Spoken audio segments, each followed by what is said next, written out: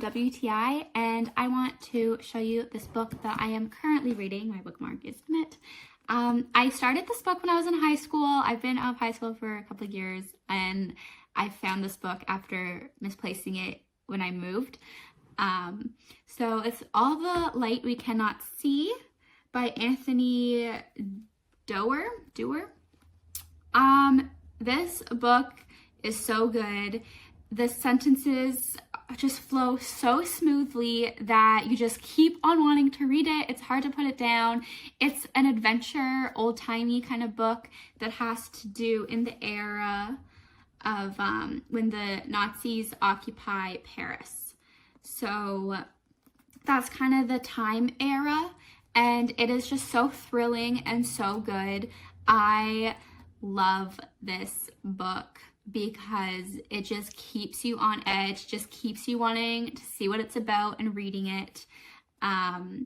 It's based in a small mining town, also in Germany. So there's part of it where it's in Paris, but then also part of it in a small town in Germany. It's two different characters and about their adventures and their lives kind of like intertwine, which is exciting if you ask me. So yeah, I love this book. If you're looking for an exciting read, I recommend this, and that's my point of view.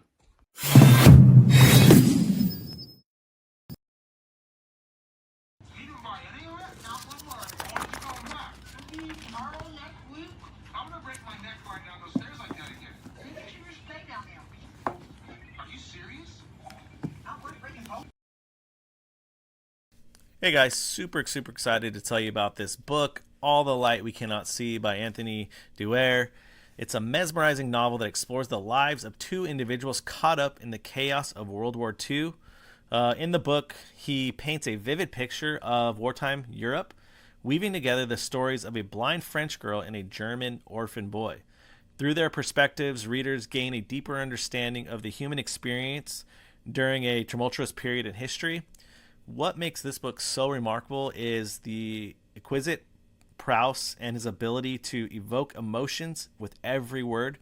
And as you follow the characters' journeys, you'll be moved by their resilience, courage, and the bounds that from amidst the devastation of war. And let me tell you, once you start reading it, it's incredibly tough to put this down. His storytelling is so immersive and the characters are so compelling that you're going to find yourself completely engrossed into their lives. So if you're looking for a real captivating read, this is going to transport you to another time and place. I highly recommend it. Hey, this is Lizzie, and this is All the Light We Cannot See. Read this a few years ago for a book club, and it's really stayed with me ever since. If you love like World War II style German conflicts, this is right up that alley. It's haunting. I cried multiple times throughout this book. There's just some great imagery and themes that carry through. It also reads pretty fast. Definitely a little bit of a bigger book. Not crazy, but definitely bigger. As you can see, the chapter titles here, they're pretty small chapters, so it goes really quickly. It's easy to find a place to put it down.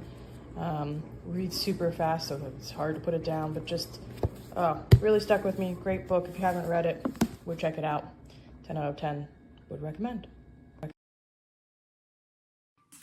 You guys, I did something different, which I've never done, and that is I watched the limited series and then read the book. Usually it's the other way around. I am disappointed in the movie or the limited series, but I have to say they're both different. You need to do both. You need to do both. I like the ending slightly better in this series, but this book was more detailed. I had questions after I watched the series, and then I read the book and I'm like, okay, now I understand. I told myself, I'm not reading any more downer World War II books. And I thought, okay, all right, there's a whole bunch of hoopla about this book. I'll go, okay, I'll read it. I was mesmerized by the plot line. It was a thriller. It was a romance. It was family drama. It was history. I mean, and the main character, I'm so drawn to her. She's one of my favorite main characters of all time. And I'm not going to tell you about the premise of the plot line because you need to go into this book knowing nothing. Don't read anything about it, just read the book. And you won't be able to put it down, but you have to put it down because it's very long. Customers find the book wonderful, haunting, and well told. They praise the writing quality as spectacular, cohesive, and richly dense. Readers describe the story as sweet, poignant, captivating, and extraordinary. They appreciate the fleshed-out, likable, and deeply human characters. Additionally, they find the content thought-provoking and inspiring. AI generated from the text of customer reviews. Being the recipient of the 2015 Pulitzer Prize for Fiction, my expectations for All the Light We Cannot See were extremely high. With all things considered, I feel confident in saying that the critical acclaim was warranted and deserved in this case. Despite two minor annoyances, which I cover at the end, All the Light We Cannot See is a phenomenally written, percipient, and remarkable example of sound literature. Author Anthony Doerr tells the story of how 18-year-old Werner, a geeky, crafty, and thoughtful engineering prodigy in Germany, meets 16-year-old Marie-Laure, a sweet, astute, and affable blind French girl during the Siege of St. Malo in 1944.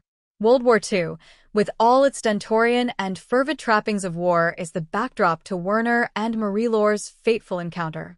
Written in short but vividly described, intricately woven chapters, the backstory of how they are brought together is told over the course of 10 years starting in 1944 and flashing back as far as 1934. Through alternating timelines from both their perspectives, they meet and thereafter. The aftermath and implications of the encounter is written about up until the year 2014. Several pages into the novel, I knew I had a special literary piece in my hands. Werner and Marie-Laure are easy to fall in love with as Doerr writes them in a way that is honest and open. They are both multifaceted in their strengths and their vulnerabilities, without either one playing a victim. Or, at least, I never saw either one as a victim.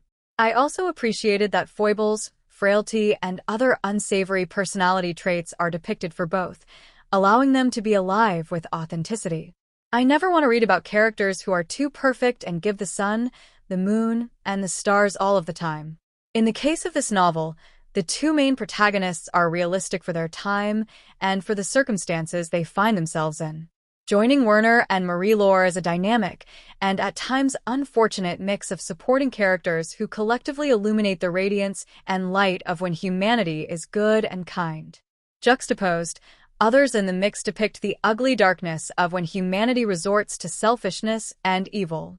Though they are fictional, we should all be so lucky as to encounter characters like Frederick, Madame Mannek, Frau Elena, and Dr. Gefford, and hope the world breeds less of Dr. Hauptmann, Bastian, and Reinhold von Rumpel.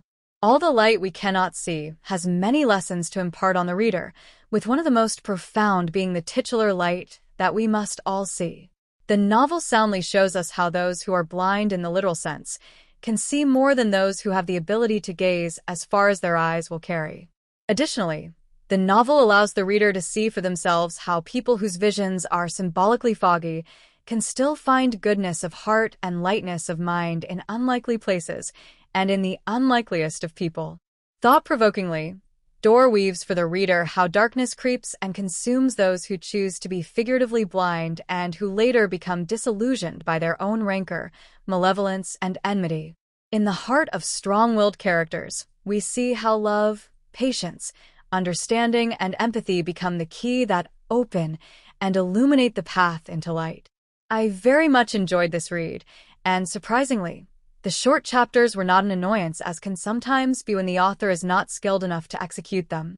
Doerr is skilled, and in the case of All the Light We Cannot See, he, in what was in many instances only a page and a half, or even only half a page, has written cohesive chapters that are richly dense, brimming with cerebral atmosphere that envelopes the reader at the turn of every page. In this regard, I could see Marie-Laure's loneliness and Werner's moral conflict.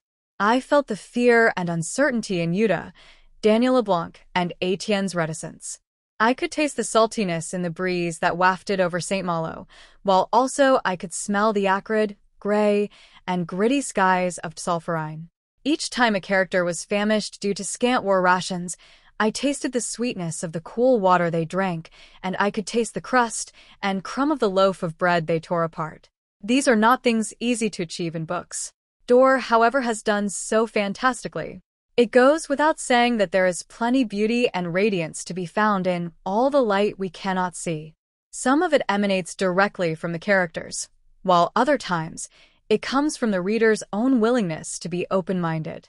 Taking that into mind, there were only two minor concerns I had with the novel.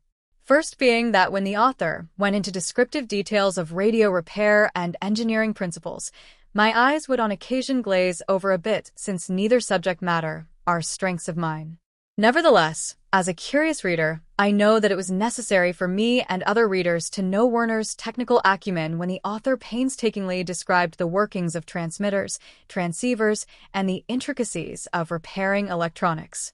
The second minor concern I had with the novel was the very last chapter, which covered the year 2014. So that I don't inadvertently give spoilers, I will simply say that I would have liked this chapter better if it was written differently. I loved the significance of it and the observations made, but I would have liked it better minus the game playing grandson. Also, I would have preferred the scene take place during a final visit to St. Malo rather than where the scene is depicted. Even better would have been if this very last chapter had been cut altogether. Ending the novel on the previous chapter labeled Frederick would have had a better impact in my view. Despite the minor misstep in the last chapter, All the Light We Cannot Seize is superb all around, and I absolutely recommend it. I also want to point out that unlike some readers, the back and forth narrative depicting differing timelines and differing character perspectives did not bother me one bit. This is a technique that I appreciate and think it is one of the reasons why this novel is so special. Readers who complain about this nonlinear technique must challenge their ability, or lack of it, to retain multiple levels of story details as the plot progresses. For serious readers who like their books to have weighty, loaded implications, and for readers who appreciate intelligent writing that give literary gifts every turn of the page, All the Light We Cannot See is for you. Read carefully and open your eyes and see what you can with them before they close forever. 5 stars.